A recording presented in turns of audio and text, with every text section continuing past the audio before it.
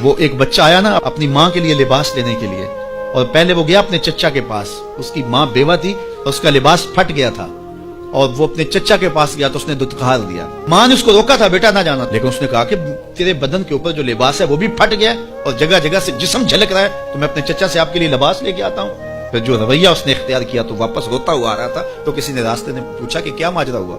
اس نے کہا چچا کے پاس گیا تھا ماں کے لیے لباس لینے، اس نے تو لا کے بھیج دیا۔ اللہ اکبر۔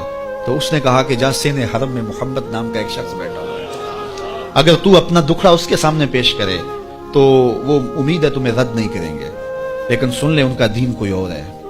اللہ اکبر۔ اپنے ماں کے پاس آیا تو ماں کو کہا کہ چچا نے تو لا کے بھیج دیا، لیکن آپ کی حالت مجھ سے دیکھی نہیں جا رہی۔ تو ماں نے کہا کہ بیٹا نہیں، ان کے پاس نہیں جانا، سنا ہے کہ جو ان سے ملے دین دھرم چھین لیتے ہیں اس کا۔ اللہ اکبر۔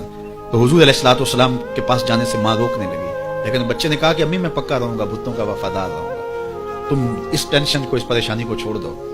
اور حضور کی خدمت میں حاضر ہوا۔ حضور صحن حرم میں چادر اوڑے بیٹھے ہوئے تھے، اور جا کے کہنے لگا میں پہلے بات آپ سے کر لیتا ہوں، آپ کا دین میں نے قبول نہیں کرنا۔ حضور مسکرا کے بولے بیٹا بتاؤ کس لیے آئے ہو؟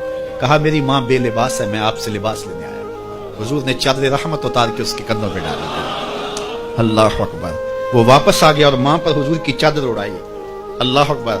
اور ماں نے کہا کہ بیٹے اس نے اپنا دین تو نہیں تجھے دیا؟ کہا نہ، میں نے پہلے کہہ دیا تھا تیرے دین نہیں مانوں گا۔ ماں کہنے لگی پتر اس کا دین ماننا چاہیے، یہ جس نے رحمت کی چادر ہمارے سر پہ ڈالی۔